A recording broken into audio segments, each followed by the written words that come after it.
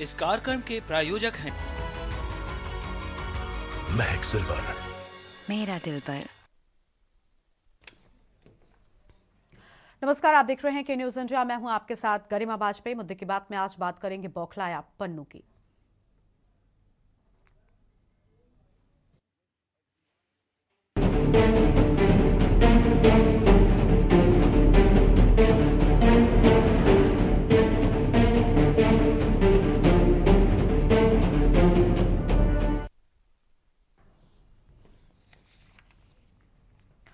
UP के तराई इलाके के पीलीभीत जिले में अत्याधुनिक हथियारों से लैस 3 खूंखार आतंकवादियों को ढेर होने से खालिस्तान जिंदाबाद फोर्स का शीर्ष नेतृत्व बौखला गया है और इस आतंकी संगठन के चीफ कमांडर गुरुपतवंत सिंह पन्नू ने सोशल मीडिया के जरिए धमकी दी है।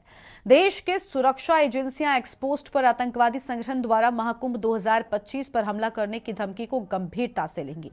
यूपी सरकार ने महाकुंभ मेले में जहां बड़ी संख्या में सुरक्षा बलों की तैनाती करना शुरू कर रखा है, तो वहीं डीजीपी प्रशांत कुमार ने महाकुंभ की सुरक्षा व्यवस्था के मद्देनजर 200 करोड़ रुपए के उपकरणों की खरीदारी भी पूरी कर ली है। अब सवाल यह है कि क्या सरकारी तंत्र धमकी को लेकर लोगों में बने भय को अस्तित्वहीन कर सकेगी? वास्तव में आतंकी संगठनों को उद्देश्य समाज को भयाक्रांत करना होता है और मरने वाले 3 आतंकियों के शव पंजाब ले जा रही एम्बुलेंस को अज्ञात वाहन के टक्कर मारकर निकल जाने के बाद आतंकियों की धमकी का लोग भ्रमित हो सकते हैं। हालांकि दुर्घटना जांच में सिर्फ हादसा साबित हो चुका है। इधर आतंकियों की मौत के बाद से ही सीमावर्ती राज्यों सहित अंतर्राष्ट्रीय सीमा की सुरक्षा कड़ी कर दी गई है और साथ ही एनआईए और एटीएस ने पीलीभीत पहुंचकर आतंकवाद को लेकर जांच भी शुरू कर दी है। इसके बावजूद सरकारी मशीनरी सहित जन सामान्य को संदिग्ध व्यक्तियों और वस्तुओं को लेकर अलर्ट रहना होगा।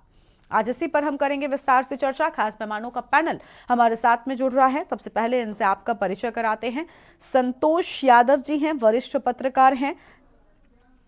ज्ञान प्रकाश चतुर्वेदी जी हमारे साथ में है, पूर्व आईपीएस है। करण सिंह है, संवाददाता पीलीभीत से। रविशंकर, संवाददाता रामपुर से है। सबसे पहले ज्ञान प्रकाश चतुर्वेदी जी को ले लेते हैं, हमारे साथ में जुड़े हुए हैं, पूर्व आईपीएस अधिकारी हैं। बहुत स्वागत सर आपका के न्यूज इंडिया पर। ज्ञान प्रकाश जी, देखिए, एक तरफ जो एजेंसियां हैं वो लगातार एक्टिव हैं और ऐसे खालिस्तानी या कोई भी आतंकवादी किसी भी संगठन का हो, उन्हें ढेर करने के लिए अलग अलग तरह से मिशंस चलाती हैं, लेकिन दूसरी ओर ये जो धमकी मिली है, क्या लग रहा है इससे कोई असर पड़ने वाला है? इस तरीके से सोशल मीडिया प्लेटफॉर्म पर खुलकर सामने आकर धमकी देना एक बड़ी चुनौती होगी प्रशासन के लिए, खास तौर पर सुरक्षा को मजबूत कर पाना। सही सवाल है आपका। पहली बात तो नेताओं के शब्द में इसे कहा जाएगा ये गीदड़ और भभकी है, लेकिन मैं या मेरी पुलिस फोर्स या भारत की सेना इसे गीदड़ और भभकी नहीं, शुद्ध रूप से धमकी मानती है, चुनौती मानती है, चैलेंज मानती है। उसकी बड़ी तैयारियां होती है। आपको ये पता होगा 45 दिन के लिए ये मेला लग रहा है और कमोवेश इसमें 50 करोड़ लोग आएंगे, जिसमें लगभग 40,000 सैनिकों की तैनाती की गई है, पुलिस कर्मियों की तैनाती गई, जिसमें एटीएस है, होमगार्ड्स है, एसटीएफ है, आरएफ है, पुलिस है, civil police, arm police, LIU, home guard, ये सारे लोगों की तैयारी की है। इसमें इनकी नियुक्तियां की गई है, उच्च अधिकारियों की, एक्सपर्टाइज जितने भी होते हैं उनको बुलाया गया है। और आपने खुद ही बताया 200 करोड़ के उपकरण, मैं तो अभी एक दिन देख रहा था टीवी में, बड़े आधुनिक प्रकार के वो लाए गए हैं, फायर एक्सटिंग्विशर्स हो, गाड़ियां, ड्रोन्स की व्यवस्था की गई है, एंटी ड्रोन्स की व्यवस्था की गई है, एआई का सिस्टम कैमरों में लगाया गया है। तो अगर हम इसे गीदड़ भभकी मानते तो इतनी बड़ी तैयारियां नहीं करते। हम हर चीज को, पुलिस हमारी जो होती है वो हर चीज को, हर धमकी को चैलेंज के रूप में लेती है और चुनौती के रूप में लेती है, उसकी तैयारियां करती है, उस स्तर से तैयारियां करती है कि वो सामने वाला कुछ भी कर सकता है, तो हम उससे बचाव के लिए बहुत कुछ करने को तैयार हैं। अगर वो जान लेने के लिए तैयार है तो हमारे सैनिक भी तो जान देने के लिए तैयार है और उनकी भी जान लेने के लिए तैयार है। आपने देख भी लिया अभी जो हुआ है पीलीभीत में, वो जान लेने आए और जान दे के चले गए। तो एक्सीडेंट को अगर हम बहुत तूल लेते हैं, मुझे नहीं लगता कि कोई मरी हुई गाड़ी को और लोगों को मारने की कोशिश करेगा। एक्सीडेंट भी हो सकता है, कोई प्लान भी हो सकता है, उस पर तैयारी हो रही होगी, जांच हो रही होगी। लेकिन हम मेले की बात करेंगे। मेले में सारी तैयारियां बहुत ही अच्छी, और आपको एक बात और बता दें, इस सारे मेले की निगरानी और एक तरीके से देखा जाए तो command command totally Yogi ji के हाथ में। वो स्वयं जाते हैं, स्वयं देखते हैं, एक एक बिंदुओं पर तैयारी बिल्कुल करते हैं, 4 से एक-एक 5 जगह बार पर वो सर वो जा चुके हैं। अगर इधर हम देखें पहले बिफोर, बिल्कुल हाँ बिल्कुल। एक छोटी सी बात और कहना चाहूंगा, उन्हें एक बात अच्छी तरह मान लें कि उन्हें मेले की जानकारी बहुत है। इसलिए नहीं कि वो उसके बड़े एक्सपर्ट हैं, वो खुद उनके यहाँ बहुत बड़ा मेला लगता है, खिचड़ी का मेला, वहां लाखों लोग आते हैं। तो उन्हें मालूम है किस बिंदु पे कहाँ कैसी कोई कमी हो सकती है, किस रास्ते पे कहाँ कैसी कोई कमी की जा सकती है, किस जगह कोई बम लगा सकता है, अरे आप उनके साथ बैठे, मैं तो उनके साथ 2 साल एसपीआरए रहा हूँ गोरखपुर में। आप उन्हें वो ये टहला चरा नहीं सकते, नहीं साहब ये हो जाएगा, नहीं हो नहीं जाएगा, ये हुआ क्यों नहीं। बड़ा ही होमवर्क करके आते हैं किसी भी मीटिंग में। और एक तो उनके अध्ययन का मुझे बड़ा लोहा मानना पड़ा है कई बार। तो आप वहां पर जाके उनके साथ अगर आपकी कभी कोई टीम गई होगी, आप देखेंगे उनको कि जिन बिंदुओं को उठाते हैं वाकई वो बिंदु उठने योग्य होती है। इतना बड़ा पुलिस लाइन बना दिया गया, कितने वो थाने बन गए, जनपद बना दिया गया उसको, तो इस बार तो जनपद घोषित कर दिया गया है। तो आप ये देखिए कि उनका होमवर्क कितना जबरदस्त है। और होमवर्क हो जाना ही बड़ी चीज नहीं होती है। होमवर्क हम खूब करते हैं और परीक्षा में जाके फेल हो जाते हैं। नहीं, वो फेल हो नहीं होते हैं, वो उसपे परीक्षा में भी पास होते हैं। 56 थानों का बना देना, 154-55 चौकियों को बना देना, ये कोई हल्की फुल्की बात नहीं है। उतनी व्यवस्था दे देना, वहां इतना फोर्स दे देना, ये कोई हल्की फुल्की बात नहीं है। उन्होंने महसूस किया कि यहाँ ऐसे किया जाएगा। अब आप, मैं तो भी गया था, गंगा जी की धार भी बदल जाती है, तो बड़ी ये बहुत चुनौतीपूर्ण होता है, पुलिस के लिए भी, प्रशासन के लिए भी, और श्रद्धालुओं के लिए भी, स्नानार्थियों के लिए भी, सबके लिए। तो वहां भी तैयारी की कि अगर ये धार बदल के यहां जाए तो वहां भी। एक बात और आपको बता दे, ये राष्ट्रीय अस्मिता की पहचान बन चुका है ये मेला। और अंतर्राष्ट्रीय स्तर के बड़े बड़े एक्सपर्ट आएंगे, विद्वान आएंगे, राजनयिक आएंगे, सैलानी आएंगे, और उसके अलावा हर धर्म जाति मजहब के लोग भी आएंगे वहां पर। ऐसे में खालिस्तानियों को सोचना चाहिए कि ये ऐसा क्या करने जा रहे हैं, किसके लिए, किसको मारने जा रहे हैं। भारत की उस जनता को मारने जा रहे हैं जिसने हमेशा सभी का स्वागत किया है, सभी धर्मों को अपने गले से लगाया है।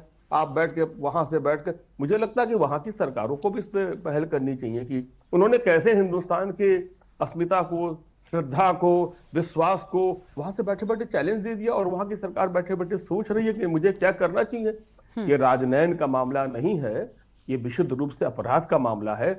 और अंतर्राष्ट्रीय स्तर पर ऐसे अपराधियों को की गिरफ्तारी होनी चाहिए, उन पर कानूनी कार्रवाई होनी चाहिए, और उसे भारत को प्रत्यर्पित कर देना चाहिए। ठीक है, बहुत अच्छी बात आपने कही। देखिए, मुख्यमंत्री को लेकर भी एक तरफ मुख्यमंत्री लगातार अभी तैयारियों की ही अगर हम बात कर लें तो 4 से 5 बार वो प्रयागराज का दौरा कर चुके हैं। और मकसद हर एक अधिकारी का, मुख्यमंत्री का, पूरे उत्तर प्रदेश पुलिस प्रशासन का यही है कि ये मेला ठीक तरीके से हो। लेकिन बड़ी बात ये कि सर, ये मेला एक अंतर्राष्ट्रीय स्तर का मेला है और सनातनी खास तौर पर इस मेले के प्रति आकर्षित होते हैं। सनातन धर्म में महाकुंभ की बहुत बड़ी महिमा है और यही वजह है कि न सिर्फ देश बल्कि दुनिया भर से करोड़ों श्रद्धालुओं के पहुंचने की बात है। अब आप सोचिए, जिन लोगों तक ये खबर, ये गिदड़ भभकी हम इसको कह लेते हैं, वो पहुंची होगी, एक डर उनके मन में जरूर होगा। लेकिन आपने जो जवाब में बातें कही, उन बातों को सुनकर जरूर व्यक्ति आश्वस्त होगा कि हाँ, मुख्यमंत्री जी लगातार इन सभी चीजों को लेकर एक्टिव हैं और हमारी पुलिस प्रशासन या पुलिस व्यवस्था जो भी है, पूरी तरीके से तैयारियां की जा रही हैं। सर, अब जब ये एक धमकी सामने आई है, क्या लग रहा है कि क्या एक नए सिरे से कोई टीम गठित की जाएगी, इस धमकी को लेकर अलग से जांच होगी, इन लोगों तक पहुंचने का प्रयास किया जाएगा? तैयारियां एक तरफ, लेकिन इस धमकी को लेकर अब प्रशासन क्या कुछ अगला कदम क्या होगा? आपको एक बात बता दूं कि इस तरह के न्यूज, इस तरह की सूचनाएं और गोपनीय सूचनाएं सरकार, केंद्र सरकार से राज्य सरकार को, राज्य सरकार की खुद ही मिल जाती है। और रही बात लोगों के मन में ये भय जाएगा कि वहां ये हो जाएगा, वहां वो हो जाएगा। कुंभ मेले में एक बार भगदड़ मची थी, नेहरू जी का शासन था, हमारा जन्म भी नहीं हुआ होगा, उसके बावजूद भी भीड़ बढ़ती गई ना। तो एक शब्द बोलूंगा कि आस्था और विश्वास के ऊपर कोई अंधकार काम नहीं करता, कोई भी अंधकार काम नहीं करता। यहाँ आस्था का विषय है, यहाँ विश्वास का विषय है। तो आप ये बताइए, आस्था और विश्वास से क्या धमकी काम करेगी? किसी का डर काम? आप मालूम है कि आज शहीदी दिवस भी तो है, आज 7 दिनों का मनाया जाता है। कितनी धमकियां दी गई होगी हमारे गुरु के उन बच्चों को, कितना तड़पाया गया होगा। उनका श्रद्धा था, उनका विश्वास था, अटूट हिंदुओं के प्रति, हिंदुत्व के प्रति, भारत के प्रति, हिंदुस्तान के प्रति कितनी अटूट उनकी निष्ठा रही होगी। जान दे देंगे लेकिन डिगेंगे नहीं। तो हम उन्हीं की संतानें हैं, हम उन्हीं की बच्चे हैं, हम बदलने वाले नहीं हैं। आप देखिएगा जब भी धमकियां दी गई हैं वहां भीड़ पड़ी है। आप देख लीजिए, इतिहास खोल के देख लीजिएगा, आप इतिहास खोल के देख लीजिए, जब भी धमकियां दी गई हैं नहीं, बिल्कुल बहुत अच्छी बात आपने कही कि श्रद्धा और आस्था सबसे ऊपर होती है और किसी भी व्यक्ति की अंदर जो विश्वास होता है ना, वो बहुत बड़ी चीज होती है। और मुझे लगता है मुख्यमंत्री ने लोगों का ये विश्वास जीता है और साथ ही उसमें मददगार पुलिस प्रशासन भी रहा है। अब उसके ऊपर एक बड़ी चुनौती है कि कैसे इन सभी चीजों को मैनेज करना है। लेकिन सर, हम आपसे भी, क्योंकि आपने खुद भी देखा है ऐसे कई इवेंट्स आपने भी हैंडल किए होंगे, जब एक बड़ी चुनौती होती होगी पुलिस प्रशासन के लिए या जो भी अधिकारी होते हैं उनके लिए, ऐसे माहौल में सुरक्षा को बनाए रखना, जो लोग पहुंच रहे हैं, जो यात्री या जो श्रद्धालु पहुंचेंगे, उनके अंदर सुरक्षा का भाव बना रहे, ये बहुत जरूरी होता है और इसके लिए दिन रात एक करते हैं अधिकारी। लेकिन कुछ जिम्मेदारी नागरिकों की भी, श्रद्धालुओं की भी बनती है कि जब जाएं तो वो जो नियम बनाए गए हैं कि अगर बैरिकेटिंग है, एक रास्ता तय किया गया है किसी चीज को लेकर, तो उससे ही जाएं। जो प्रवेश द्वार पर सिक्योरिटी चेकिंग्स होती है उनका पालन करें, क्योंकि ये हमारी और आपकी सुरक्षा के लिए ही है। आप एक बहुत बहुत अच्छी बात कही। देखिए, आप हर मेले में, हर जगह मंदिरों में एक चीज देखें, वीवीआईपी कल्चर के नाते पुलिस को बड़ी दिक्कतें उठानी पड़ती है। लेकिन ये हिस्सा है हिंदुस्तान का, हम इससे इग्नोर नहीं कर सकते। हमारे पुलिस के लोग, उनके परिवार के लोग, हमारे मीडिया बंधु, सारे लोग, बहुत, मैं तो वहां ड्यूटी कर चुका हूँ और उलझ जाते हैं, तमाम लोग उलझ जाते हैं। मेरे बहुत अच्छे मित्र है, पत्रकार बहुत वरिष्ठ है, वो मुझसे ही लड़ने लगे। हमने कहा यार तुम तो मेरे दोस्त, बोले नहीं दोस्ती कुछ नहीं, मुझे तो अंदर जाना ही है। तो खैर उनकी व्यवस्था की, तो ये सारी व्यवस्था जनता को चाहिए कि वो बड़े विश्वास के साथ, बड़ी श्रद्धा के साथ, बड़े सम्मान के साथ। देखिए, हम लोगों ने, आपको विश्वास नहीं होगा, एक बार मैंने विश्वनाथ मंदिर में लगातार 36 घंटे ड्यूटी की थी। सोचिए मेरी जिंदगी क्या रही होगी, कैसी रही होगी। तो पुलिस के लोग अपने परिवार से दूर होकर अपने लोगों को समय नहीं दे पाते। सारा हमारा आप ही तो परिवार होते हैं, उनको समय देते हैं। बस एक बात मैं जरूर कहूंगा, पुलिस के लोगों से मैं एक पंक्ति कहूंगा, और मैं अपनी टीम को जब मोटिवेट करता तो ये लाइन जरूर कहता था, पग रख दिया जब राह में ना डगमगाने दो, संघर्ष को विश्वास करना सीख जाने दो। तो यह संघर्ष का समय है और विश्वास, हमारे अंदर विश्वास आएगा और हमारी जन सेवा उनको प्रसन्न कर देगी। कम्युनिटी पुलिसिंग क्या हो सकता है, और हम प्रेम से, श्रद्धा से, सम्मान से सारे लोगों को स्नान कर, इससे बड़ा कोई पुण्य नहीं है। पुलिस वाले अगर संगम में नहाए तो ये तो समझ लीजिए बिल्कुल पाप ही हो गया, और हमने उनको स्नान करने का मौका दिया, तो इससे बड़ा कोई पुण्य नहीं होता है। इससे बड़ी कोई, आप समझ लीजिए कि कोई सेवा नहीं हो सकती। ये मेरा निवेदन है पुलिसकर्मियों से, और मैंने ऐसी ड्यूटी की है, और मेरे साथ जितने लोग काम किए उन्होंने देखा भी होगा कि मैं हमेशा सबसे पहले पहुंच के अपनी टीम को मोटिवेट करता था, गाइड करता था। और इस समय ऐसे पुलिस वाले आ गए हैं, बहुत अच्छे पुलिस के लोग हैं, नए नए लड़के आ गए हैं, उनके अंदर ऐसी भावना है, भाषा का चयन सही होना चाहिए, सम्मान की भावना होना चाहिए, वृद्ध लोगों की सहायता करना चाहिए, खोए को मिलवा देना चाहिए, किसी का सामान खोया हो तो टालना नहीं चाहिए, FIR करिए, कार्रवाई करिए। और ये जो पॉकेट मार वगैरह घूमते हैं, ये बहुत बड़ी समस्या है, बहुत बड़ी समस्या है। बिल्कुल, इन सभी चीजों से निपटना भी पुलिस के लिए तो चुनौती होगी ही होगी। लेकिन सबसे बड़ी बात सर, आपने बहुत अच्छी बात कही कि जो VIP कल्चर है, इसके चलते पुलिस, आज आपने जो एक बात रिवील हम कह सकते हैं कि पुलिस को भी बहुत परेशानियां होती हैं। आम लोग ये समझते हैं, जो उस वक्त वो तस्वीरें, वो नजारा देख रहे होते हैं, कि ये तो बड़ा आरामदायक है, कोई एक VIP आता है और पूरी फ्लीट लेकर गुजर जाता है। लेकिन उस VIP के आने से लेकर उसके जाने तक पुलिस प्रशासन कितना ज्यादा अलर्ट हो जाता है, ये सिर्फ पुलिस के अधिकारी ही समझ सकते हैं, और हम समझ रहे हैं उस चीज को। लेकिन आम लोगों को और सभी को, जो लोग यहां पर जाएंगे, उन्हें थोड़ी सी सतर्कता बरतनी है और सभी नियमों का पालन करना है, ताकि ये जो मेला है, जिसकी महिमा इतनी अपरंपार है, वो बहुत अच्छे तरीके से संपन्न हो सके। चलिए, आपके पास में लौटेंगे सर। हमारे साथ में कुछ और मेहमान भी जुड़ रहे हैं। हमारे संवाददाता रामपुर से रविशंकर जुड़ चुके हैं, एक बार उनका रुख कर लेते हैं। रवि, एम्बुलेंस को टक्कर मारने की बात सामने आई थी, पंजाब ले जाए जाने की बात जब सामने आई, तो ये कौन लोग थे? क्या इस पूरे मामले में जांच बैठी कि आखिर वो अज्ञात वाहन किसका था? कोई जानकारी मिल पाई अब तक आपको? बिल्कुल गरिमा, खालिस्तानी का एनकाउंटर किया गया था, उत्तर प्रदेश पुलिस और पंजाब पुलिस का साझा ऑपरेशन था, और ये पुलिस के लिए बड़ी कामयाबी थी।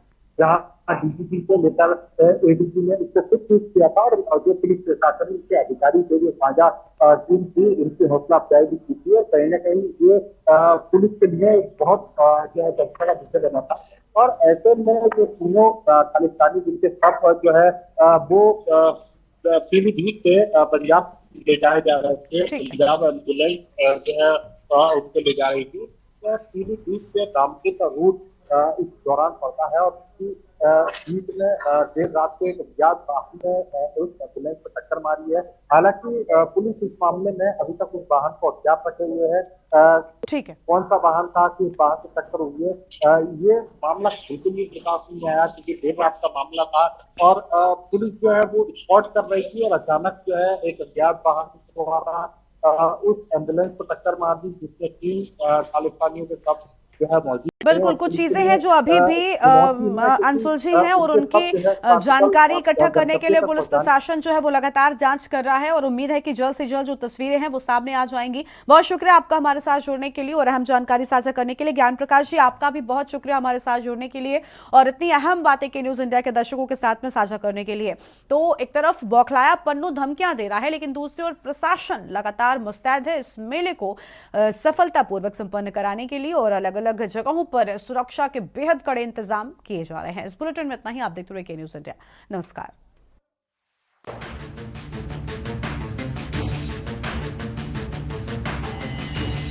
इस कार्यक्रम के प्रायोजक हैं महक सिल्वर। मेरा दिल पर। आप देख रहे हैं के न्यूज, खबरों का